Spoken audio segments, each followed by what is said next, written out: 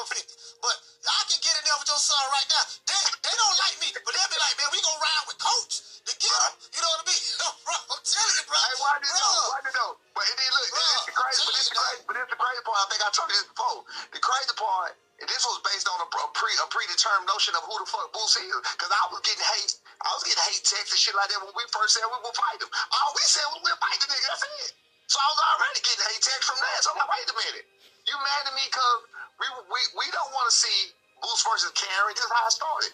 We don't want to see Boots versus Karen. Y'all don't want to see Boots versus Karen. We're trying to get him in the alternate situation, and y'all in my inbox talking shit to me because we want to fight. Oh, he gonna sleep. What the fuck you want me to say? No, okay, well, if you gonna sleep my son, then why you sleep my son? Why the fuck are you giving me hate mail and hate texts and hate DMs because I said we want to fight him? Like, this shit was crazy.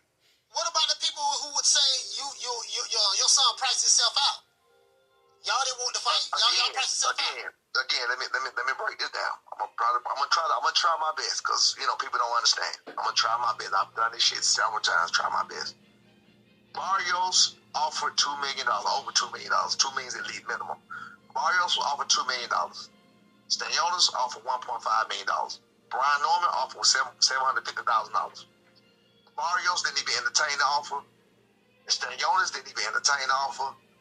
Brian Norman Jr., who got the lowest offer, said, shit, hell no, we interested in the fight, but we ain't finna fight for that. Yeah, shit, let's do this. Gave him a number. Negotiations go on. They take a week to get back to us. Well, first they lie and say they never got a fucking response, which was a lie. So they come back and say, we didn't realize that you had responded to us. And then they took 7 days from that date saying that we didn't realize you had responded to us. Then they come back with a count off. Count offer was a little high. When you say they, who was they? Matchroom. When you say Matchroom, yeah. So then they say, okay, count off and say Matchroom lawyers, of the lawyers. Matchroom, so they come out with this, I was like, no, we won't do so. But now the shit is being talked. I'm doing my interviews, a lot of shit going on. So I'm like, bro, fuck this shit.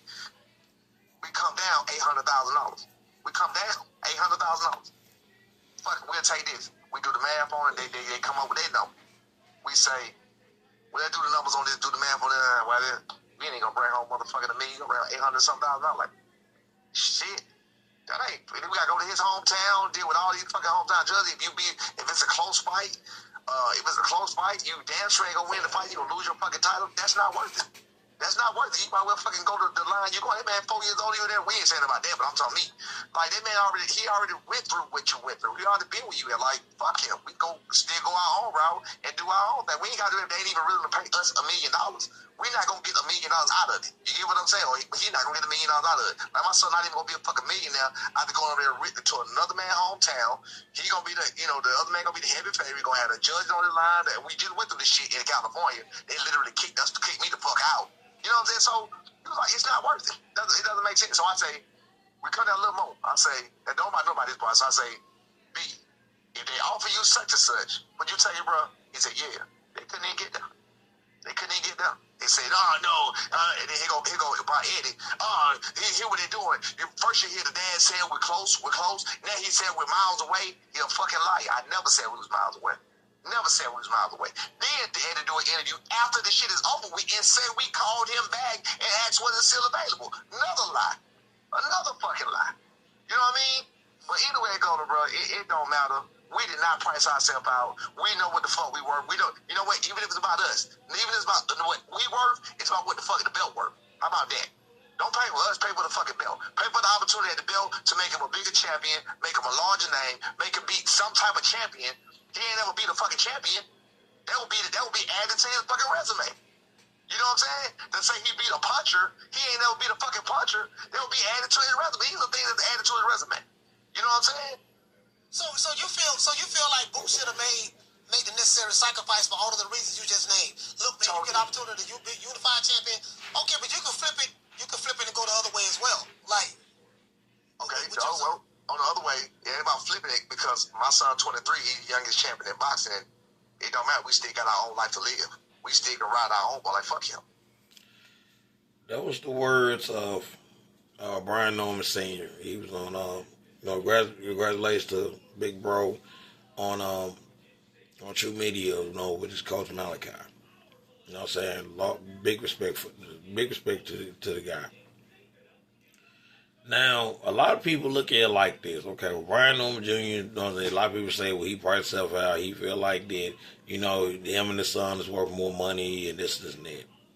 Now, I'm going to go ahead and say this again. Everybody's in the same boat. Boots is in the same boat. Brian Norman Jr. in the same boat. Stanley Onis, he in the same boat. What's his name? Mario Barrios, he's in the same boat. Everybody belt got elevated to be the next to be the champion. Brian Norman Jr. fought for a interim belt at the time. When everybody belt got elevated, that was like the departure of the Errol Smith Jr. and the Terrence Bud Crawford fight.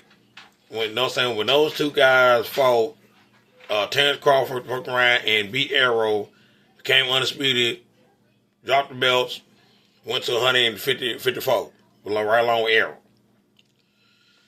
So everybody got a belt. Brian Norman Jr. got the WBO title, elevated to the full title. Boots Ennis, got the IBF, elevated to the full title. Stanley Onis, elevated, got the WBA, elevated to the full title. And Mario Barrios had WBC, elevated to the full title. Now, Brian Norman Jr. really being controlled by his dad, which is Brian Norman Sr. Brian Norman Sr. feel like, well, he look at his son's best interest as far as, well, you should get paid more, son. You're 23 years old. You're the youngest champion of the 4 champions and this and that, which is crazy, which is ludicrous too, because when you listen to Eddie Hearn tell one story, Brian Norman Jr. tell another story, and Bozy Ennis, which is the father of Jerome Boots Ennis, they tell a different story. Now, Brian Norman Sr. feel like, well, I feel like we should have more money because, hey, we're champion too, and this and that. And I feel like Brian Norman Sr. don't want to be B-side to Boots Ennis. He don't want his son to be B-side. Nobody want to play B-side to nobody. And the only reason why, I'm going to say it like this, out of the 4 champions, the 4 email champions that you want to call it, Boots Ennis is the most popular one out of all of them. Because he got Eddie Hearn, and Eddie Hearn got connections with Turk Al-Sheikh. So they feel like, well, since you got connection with these people, you should pay us more money. You should pay us at least about maybe $1.5 million or whatever like that, right after taxes and all the other stuff like that. And why we gotta go to Philly? Why we gotta do this? Why we gotta do that? And I feel like this right here. I feel like y'all should be on the undercard as far as like when y'all start making them big super fights like Turk Al-Sheikh. I feel like everybody should be on the undercard. I feel like, Boots and Brian Norman Jr. should be, like a co-main event or whatever to, like, I say when they make another, like when they make another women fight or Ramadan season or whatever like that. I think they should, fight at mutual ground. For them to, make a little money. And I put it like this or whatever. I like all the boxing dads. I feel like, the boxing dads are the mouthpiece of their sons. Without the boxing dads, the sons gonna be kind of, they got the personality of sandpaper. They can't sell without the dad. They do the fighting, the dad do the talking. Dad is the mouthpiece, which is cool. But I feel like, Brian Norman, that everybody feel like, well, Brian Norman Sr. is kind of holding Brian Norman Jr. back as far as hey man, you could, you know what I'm saying, don't take the less money, go fight Boots, beat him, get the IBF belt. That's gonna elevate you to, think about it, to be A side to the next fighters. But Brian Norman Junior Brian Norman Senior, like, man, I'm not doing it that route. I'm doing it another route. No, they need us. We don't need them. To be honest with you, to Brian Norman Senior, y'all all need each other. You're gonna need a Boots Ennis. You're gonna need a Mario Barrios. You're gonna need a Stanley Owners. Y'all need each other, because neither one of y'all, all four of y'all, is email champions. Y'all really haven't fought Errol Spence Jr. or Terrence Crawford when they was champion. Y'all better get elevated after they left. So we trying to figure out who the best of the four. You know what I'm saying? Because the lineal went to Terrence Crawford. None of you guys are lineal champion. The lineage broke off when Terrence Crawford left and went to 154. I'll put it like this. Now it's a new lineal now. Now it's between y'all four. Y'all got to fight each other. Because we'll find out who is the real goddamn champion out of the four. You ain't got to fight Terrence Crawford to do that. You know what I'm saying? You ain't got to fight Errol Spence Jr. to do that. Y'all need each other. Without each other, the welterweight division going to be boring as a motherfucker. So that's in the fans' eyes. Brian Norman Senior has his doubts and all this other stuff, and say Boots ain't shit and all this other. But I put it like this: without Boots and without the other champions, Brian Norman Jr. is not exciting. He's not somebody to watch. After the Errol Spence Jr. and the Terrence Crawford fight. He's a good fighter, but he needs those guys. Boots need all y'all. Boots need those guys too. But like I said, man, shout out to Coach Malachi making an interview with Brian Norman Senior. Brian Norman Senior, pretty much told his story. The both the Ennis pretty much told his story.